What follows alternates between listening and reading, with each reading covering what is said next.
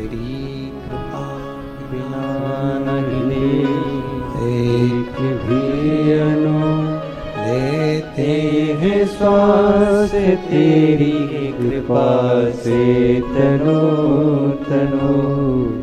बखान क्या करूं मैं राखों के ढेर का, चपटी भभूत में खजाना कुबेर का। गंगधार मुक्ति द्वार ओमकार तू, भोले ओमकार तू। आयो शरण तिहारी शंभो तार तार तू। एक अंश मात्र भी, एक कण मात्र भी उसके बिना कुछ नहीं हो सकता। बुलाया उसने, सुनाया उसने, देगा भी भाई, करेगा भी भाई।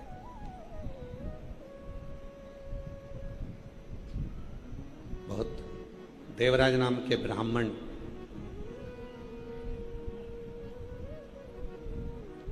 पत्नी अच्छी सुंदर थी, व्यवहारिक थी, स्वभाव में अच्छी थी, फिर भी पर स्त्री का संग पकड़ लिया था।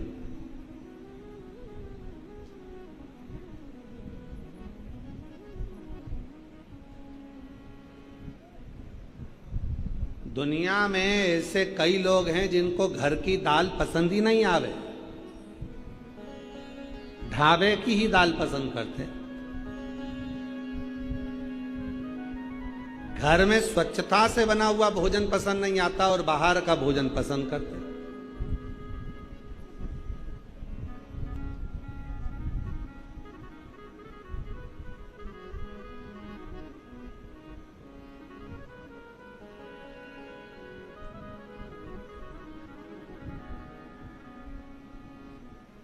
और हमारा नियम है,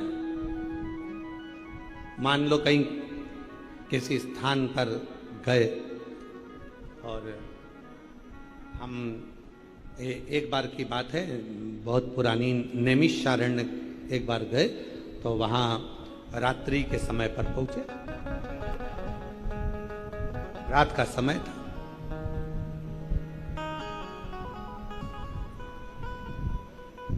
अब नैमिषारण्य बहुत छोटा सा क्षेत्र है, छोटी छोटी दुकानें, गुमठी, जहां भोजन बनता। पर रात के 11:30 बजे सारी दुकानें बंद हो गई, सारा मार्केट बंद हो गया, रूम मिल गया बस वहां जाकर रह। अब भूख लग रही बहुत तेज, कहां जाए, किस स्थान पर जाए। बैठे, मन में भाव आया कि बाबा जिस जगह पर हम ठहरे हैं यहां आसपास में तो कुछ दिख नहीं रहा, कुछ भी नजर नहीं आ।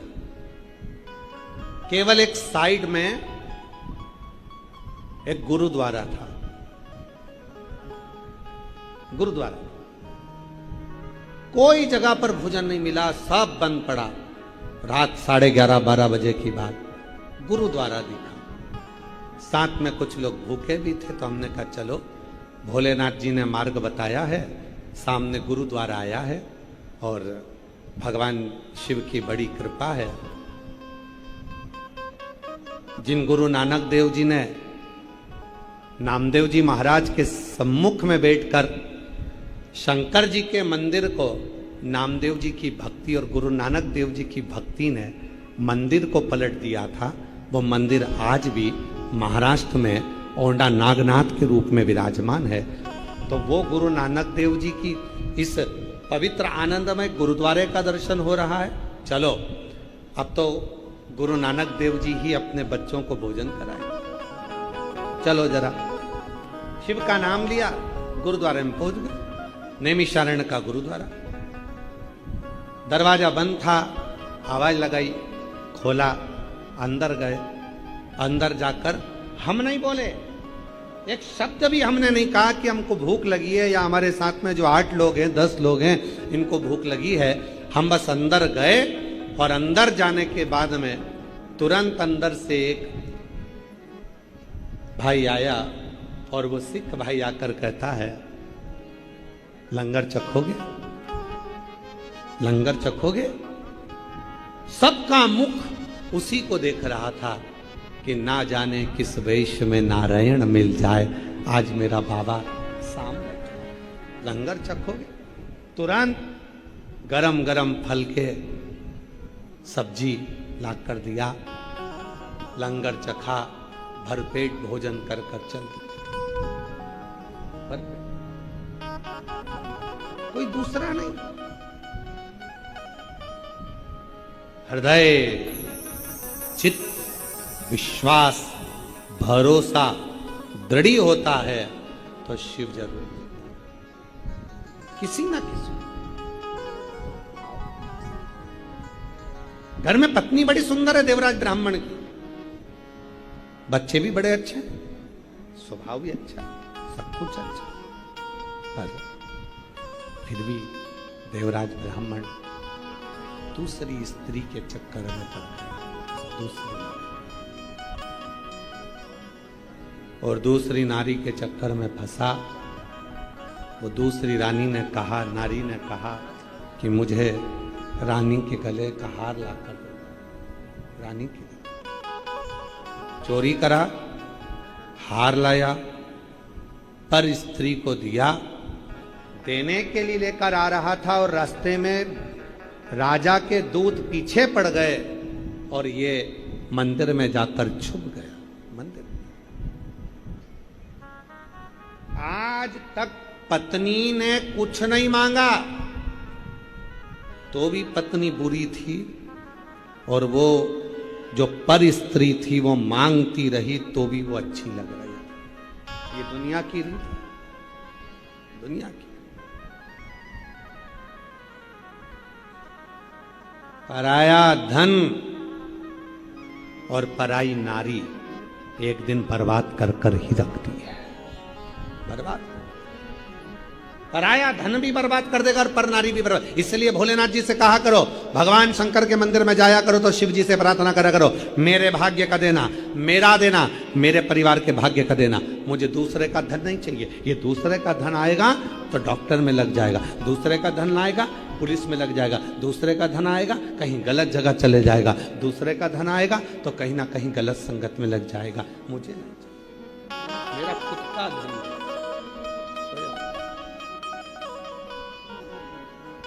मेरा स्वयं का, मेरे कर्म का, मेरे भाग्य का मुझे दीजिए।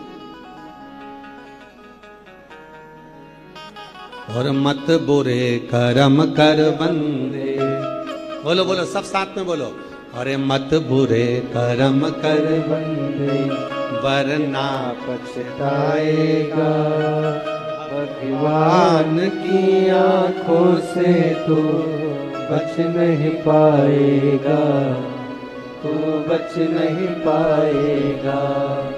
अरे ओ अज्ञानी मत कर नादानी, अरे ओ अज्ञानी मत कर नादानी, तेरे कर्म का फल भी तू ही पाएगा, जैसा किया तूने तेरे आगे आएगा। मत बुरे कर्म कर बंदे वरना पछताएगा, भगवान की आंखों से तो बच नहीं पाएगा, तू बच नहीं पाएगा। अच्छा कर्म करके चलो,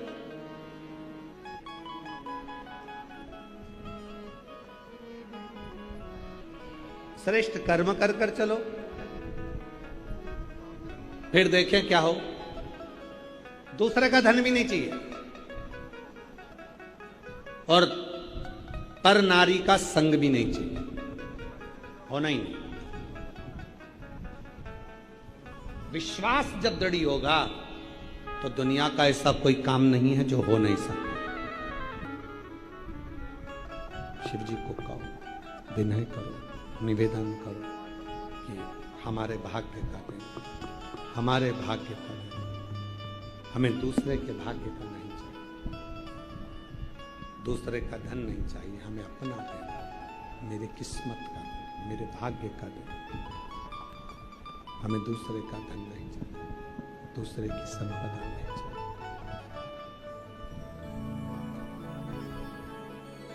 देवराज ब्राह्मण चोरी का धन लेकर, पत्नी ने कभी उससे हार नहीं मांगा, पत्नी ने कभी उससे भेदभाव नहीं मांगा, पत्नी ने कभी उससे धन नहीं मांगा, बच्चों ने भी कभी कुछ नहीं मांगा। फिर भी वो चोरी का धन लेकर अब एक पर स्त्री के चक्कर, एक पर नारी के चक्कर, पर स्त्री के चक्कर में धन लेकर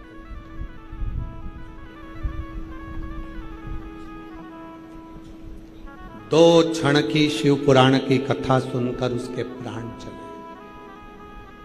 शरीर में तप, कष्ट था, रोग था, तपन थी, बुखार था, छूट गए प्राण। एक बेलपत्री के वृक्ष के नीचे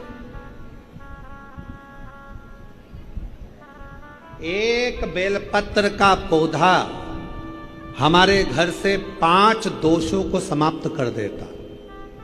जरा ध्यान देना शिव पुराण की ओर। बेलपत्र का पौधा जिसके घर में होता है 5 दोष समाप्त कर देता है। पहला, वास्तु दोष को बेलपत्र का पौधा समाप्त कर देता है। दूसरा, पितृ दोष को, वास्तु दोष, पितृ दोष को बेलपत्र का पौधा समाप्त कर देता है। तीसरे नंबर पर काल सर्प दोष को बेलपत्र का पौधा समाप्त कर देता है। चौथे नंबर पर अगर घर में वंश नहीं बढ़ रहा है, वंश की समाप्ति हो गई है, संतान का सुख किसी के यहां नहीं हो रहा, तो वो दोष, वंश दोष को भी वो नाश समाप्त कर देता है। और 5वें नंबर पर है, 5वें नंबर, यदि घर में कोई बहुत बड़ी बीमारी प्रवेश करने वाली है, बहुत बड़ी बीमारी आने वाली है, तो बेलपत्र का पौधा वो बीमारी को अपने ऊपर झेल कर तुम्हें उस बीमारी से मुक्त कर देता है।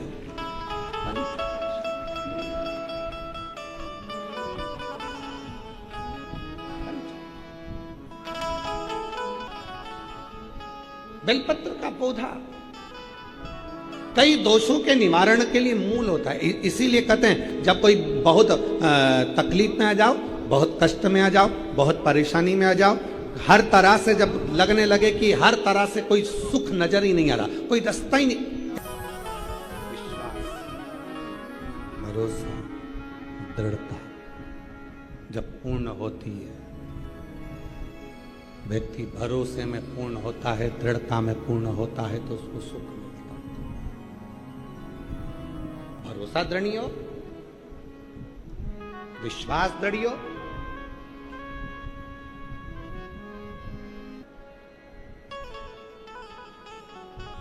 जो मांगोगे वो दिए बिगर भेजने वाला नहीं। जो